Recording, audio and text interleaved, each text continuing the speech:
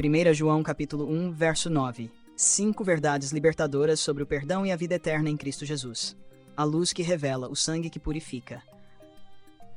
A primeira carta de João foi escrita em um tempo de confusão doutrinária e moral. Havia falsos mestres, homens que afirmavam ter comunhão com Deus, mas viviam em trevas. A comunidade cristã estava sendo abalada por um tipo de gnosticismo primitivo, uma crença perigosa que separava fé e prática, que dizia: o corpo é mau, o espírito é puro, então a conduta moral não importa. É nesse cenário de engano e confusão que o apóstolo João, já idoso, experiente e cheio de ternura pastoral, escreve com autoridade divina. Se confessarmos os nossos pecados, ele é fiel e justo para nos perdoar os pecados e nos purificar de toda injustiça. A estrutura desse capítulo é um contraste poderoso: luz e trevas, verdade e mentira, confissão e negação. João não está apenas ensinando uma doutrina. Ele está chamando seus leitores a um relacionamento verdadeiro com Deus. Confessar o pecado não é um rito frio, mas um retorno à comunhão. A palavra confessar, do grego homologeo, significa literalmente dizer o mesmo, concordar com Deus sobre o que o pecado realmente é. É o oposto da negação. É o ato de trazer à luz aquilo que antes estava escondido. Neste único versículo, João une 3 pilares do Evangelho: a fidelidade de Deus, a justiça de Cristo e a purificação pelo sangue. O perdão não é fruto do nosso arrependimento em si, mas da fidelidade de Deus à sua própria aliança. É porque Deus é fiel e justo que ele perdoa, e não porque merecemos. Cristo satisfez a justiça divina. Por isso, o perdão não é indulgência, é coerência com o sacrifício do Filho. João escreve para cristãos que tropeçam, para almas cansadas, que ainda amam a luz, mas sentem o peso da queda. Ele fala de restauração, não de condenação. A promessa é pessoal, direta e abrangente. Se confessarmos, não se formos perfeitos, mas se formos honestos diante do Pai. Esse é o coração do Evangelho. Um Deus que transforma culpa em graça, vergonha em comunhão e queda em testemunho. Primeiro ponto. A verdade que liberta. Confessar é andar na luz. O apóstolo João começa sua carta com uma base sólida. Deus é luz e não há nele treva nenhuma. 1 João capítulo 1, verso 5. Isso significa que a natureza de Deus é pura, santa e absolutamente verdadeira. Quando João fala sobre andar na luz, ele descreve uma vida de transparência diante de Deus, não de perfeição moral, mas de honestidade espiritual. O verbo andar, no grego peripateo, transmite a ideia de um estilo de vida contínuo. Andar na luz é viver exposto à verdade divina, sem máscaras, sem justificativas, sem segredos diante do Criador. Confessar, portanto, é caminhar na luz. É sair das sombras da negação e se colocar diante daquele que tudo vê. A palavra confessar, homologeo, significa concordar com Deus sobre o pecado. É reconhecer que erramos não contra uma regra, mas contra um relacionamento. O salmista entendeu isso. Pequei contra ti somente, e fiz o que é mal perante os teus olhos. Salmo 51, verso 4. Vivemos numa geração que teme a exposição, que constrói fachadas religiosas para esconder feridas não tratadas. Mas João nos mostra algo extraordinário. A confissão não nos humilha, ela nos liberta. Enquanto escondemos o pecado, ele cresce. Quando trazemos à luz, ele perde o poder. Davi escreveu: enquanto calei os meus pecados, envelheceram os meus ossos. A tua mão pesava dia e noite sobre mim. O peso da culpa destrói a alma, mas a confissão abre espaço para o refrigério do perdão. E aqui está a promessa gloriosa. Ele é fiel e justo para nos perdoar. Deus não perdoa porque sentimos remorso, mas porque Cristo pagou o preço. A fidelidade de Deus está ligada à cruz, a aliança selada com sangue. Quando confessamos, não apelamos à nossa bondade, mas à justiça satisfeita em Cristo. Quem vive na luz não teme ser revelado porque já foi redimido. Andar na luz é viver sem medo do julgamento humano, sabendo que o olhar divino já viu o pior de nós. E mesmo assim, decidiu nos amar. Há algo que você tem escondido de Deus, achando que ele não suportaria saber? Você tem vivido mais preocupado em parecer justo ou em ser transformado pela luz? Que o Espírito Santo te conduza a essa luz libertadora, onde não há espaço para máscaras, mas há lugar para arrependimento e restauração. A confissão não é o fim da comunhão, é o recomeço dela. Deus não revela o pecado para te envergonhar, mas para te curar.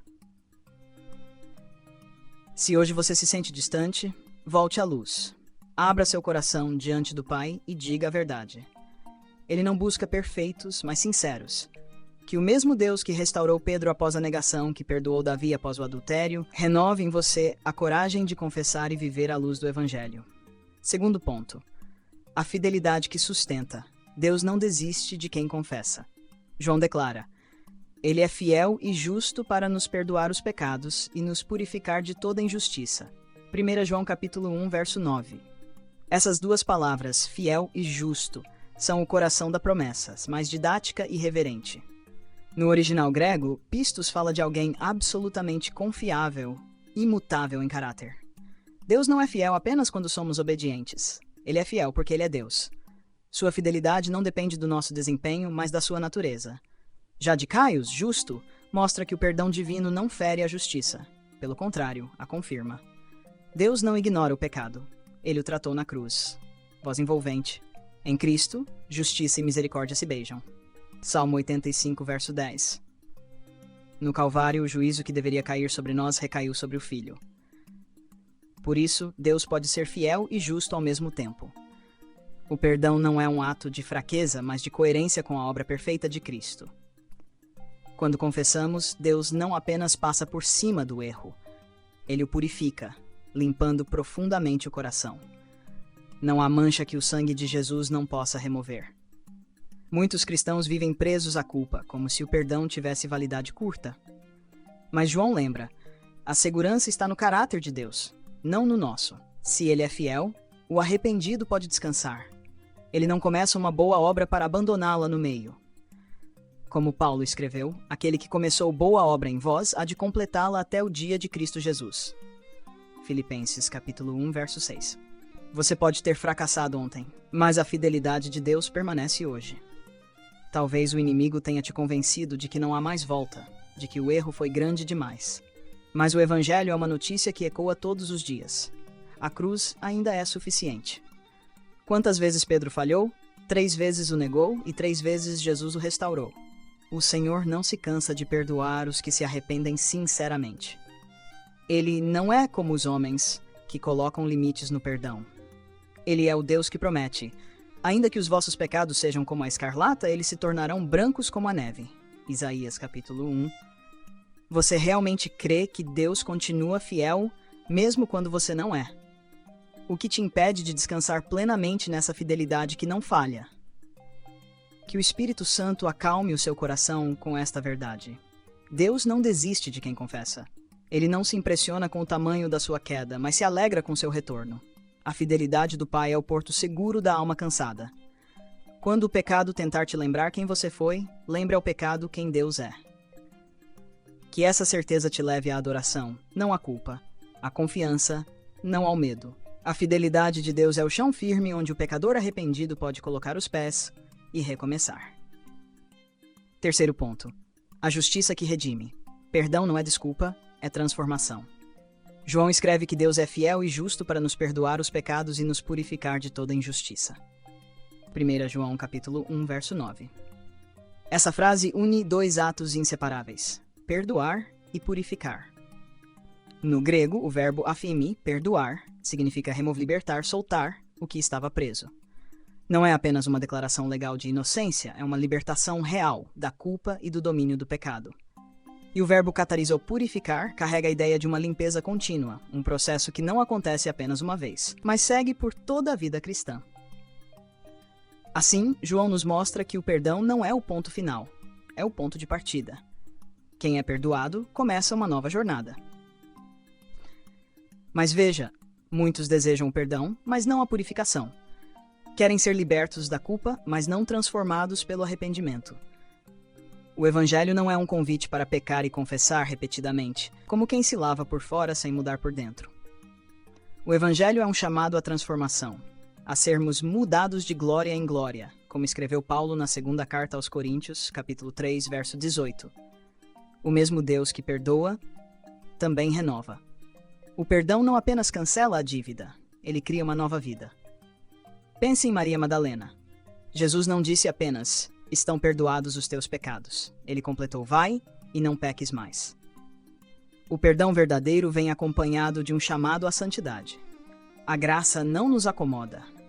A graça nos desperta. A justiça de Deus não é punitiva para o crente, é redentora.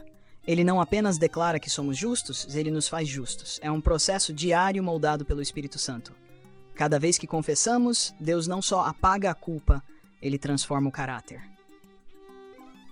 Quantas vezes você já pediu perdão, mas continuou preso ao mesmo erro? Isso acontece quando buscamos apenas o alívio, e não a mudança. O perdão não é um tranquilizante espiritual. É uma cirurgia. Ele corta o que está enfermo, cura o que está ferido e restaura o que estava morto. É como um médico que remove o tumor do pecado para restaurar a saúde da alma. Você tem buscado apenas o perdão de Deus, ou também a transformação que o acompanha? Quais áreas da sua vida ainda resistem à purificação do Espírito? Que o Espírito Santo te conduza hoje a um arrependimento que vai além das palavras. Que você entenda, o perdão não é apenas o apagar de um passado, mas o início de um futuro diferente. Deus não quer apenas te livrar da culpa, Ele quer te ensinar a caminhar em novidade de vida. Se há algo que ainda te prende ao velho homem, leve isso à cruz. Ali a justiça foi satisfeita. Ali a libertação foi garantida. Não há condenação para quem está em Cristo. Carta aos Romanos, capítulo 8, verso 1. O perdão não é fuga da justiça, é o cumprimento dela em Jesus. Que essa verdade renove em você o desejo de viver uma vida santa, limpa e completamente rendida diante do Senhor. Se essa mensagem tem falado com você, inscreva-se no canal, deixe um comentário contando o que Deus te ensinou e compartilhe para que outros também sejam alcançados pela palavra. Quarto ponto: a purificação que restaura, o sangue que continua agindo. João afirma: Deus nos purifica de toda injustiça. 1 João capítulo 1, verso 9. O verbo katarizo aqui está no tempo presente contínuo, o que indica uma ação constante. Ou seja, Deus não apenas nos purificou no passado, Ele continua nos purificando hoje. Essa é uma verdade libertadora. O sangue de Jesus não perdeu o poder. Sua eficácia é permanente. A fonte do perdão não secou, ela ainda jorra do Calvário sobre todo aquele que crê. O versículo anterior confirma isso. O sangue de Jesus Cristo, seu Filho, nos purifica de todo pecado. 1 João capítulo 1, verso 7. No original grego, o verbo também está em ação contínua. O sangue continua limpando. Mesmo depois da conversão, ainda precisamos desse sangue que limpa, porque a vida cristã é uma caminhada de santificação. O Evangelho não é apenas a porta de entrada da fé, é o caminho inteiro pelo qual o crente anda até a glória. Quantas vezes você já se sentiu indigno de orar? Ou com medo de se aproximar de Deus por causa de um erro recente? A purificação contínua é a resposta divina para esse dilema. O sangue de Cristo garante que, mesmo quando tropeçamos, não somos expulsos da presença de Deus. Somos convidados de volta a ela. O autor aos Hebreus escreveu: temos plena liberdade para entrar no Santo dos Santos pelo sangue de Jesus. Hebreus capítulo 10, verso 19. Essa liberdade não é arrogância, é confiança em uma aliança eterna. O pecado causa sujeira espiritual. A alma que vive sem confissão vai se tornando pesada, opaca, fria. Mas quando confessamos, o Espírito Santo age como água viva, lavando a consciência, restaurando a comunhão, reacendendo o amor. Davi orou: cria em mim, ó Deus, um coração puro e renova em mim um espírito reto. Salmo 51, verso 10. Purificação não é apenas limpeza, é renovação interior. Você tem se aproximado de Deus com confiança no sangue de Cristo? Ou ainda tenta se purificar com seus próprios esforços? Há áreas da sua vida que precisam ser lavadas diariamente pela graça? Que o Espírito Santo te lembre: o sangue de Jesus continua ativo, eficaz, suficiente. Não há pecado que ele não possa limpar. Não há mancha que ele não possa apagar. Quando o inimigo tentar te convencer de que você é indigno, lembre-se: o sangue fala mais alto. Ele não clama por vingança, mas por misericórdia. Não exige tua punição, mas proclama tua redenção. Deixe essa verdade restaurar o seu ânimo espiritual. Levante-se novamente, lave-se na graça. e siga em frente. O Evangelho não é a história de pessoas perfeitas, mas de pessoas purificadas. O sangue que te salvou continua operando em ti hoje. Ele não apenas te perdoa, ele te restaura, te fortalece e te envia novamente à caminhada da fé. Quinto ponto, a comunhão que recomeça. Quando o perdão reconstrói o relacionamento com Deus. O versículo de 1 João capítulo 1, verso 9, não termina apenas com perdão e purificação. Ele aponta para algo mais profundo, a reconciliação, a comunhão restaurada. Todo o contexto da carta mostra a preocupação de João com o relacionamento quebrado entre os crentes e o Pai. Ele escreve, para que também vós tenhais comunhão conosco. E a nossa comunhão é com o Pai e com o seu Filho Jesus Cristo. Em outras palavras, confessar o pecado não é apenas um ato de arrependimento, é o primeiro passo de volta ao abraço do Pai. A palavra koinonia, comunhão, significa participação, parceria, intimidade compartilhada. Não é um conceito frio ou institucional. É algo profundamente relacional. O pecado, por natureza, isola. Ele faz o homem esconder-se de Deus como Adão se escondeu no Éden. Gênesis capítulo 3, verso 8. Mas a confissão reconstrói pontes. Quando confessamos, voltamos a andar lado a lado com o Pai. O perdão não é só o cancelamento da culpa, é a restauração do relacionamento. Talvez você tenha vivido um tempo distante de Deus. Orações sem vida, Bíblia fechada, um coração frio. E por trás disso há algo não confessado, uma culpa não tratada, um orgulho não quebrado. João nos mostra que a comunhão começa pela humildade da confissão. É impossível andar com Deus e esconder trevas no coração. Jesus disse, bem-aventurados os limpos de coração, porque eles verão a Deus. Evangelho de Mateus capítulo 5, verso 8. O coração limpo é o que vive em transparência diante do Criador. Quando o perdão é recebido, algo muda dentro de nós. O Espírito Santo reacende o amor, renova o prazer em orar, traz de volta a alegria da salvação. Davi, após o arrependimento, orou, torna a dar-me a alegria da tua salvação. Salmo 51, verso 12. O perdão restaura o gozo espiritual. A culpa rouba a voz da adoração, mas o perdão faz o coração cantar novamente. É o recomeço da intimidade. O retorno à comunhão com o Pai. Há quanto tempo você não sente prazer em estar na presença de Deus? O que te impede de se reconciliar completamente com o Pai hoje? Que o Espírito Santo te conduza de volta à comunhão que cura. O perdão não é o fim do caminho, é o início de uma nova história. Deus não quer apenas limpar o que passou. Ele quer caminhar com você daqui em diante. Ele te chama para perto, não para te cobrar, mas para te abraçar. Não existe pecado capaz de calar o amor do Pai. Ele continua esperando como o pai do filho pródigo, pronto para correr em sua direção. Que hoje seja o dia do recomeço. Que você volte ao altar, à comunhão, à oração, que a alegria da salvação seja restaurada em seu coração e que você volte a sentir o prazer doce e real da presença de Deus. Conclusão: o perdão é o recomeço da luz. 1 João capítulo 1, verso 9 é o resumo do Evangelho em uma só frase.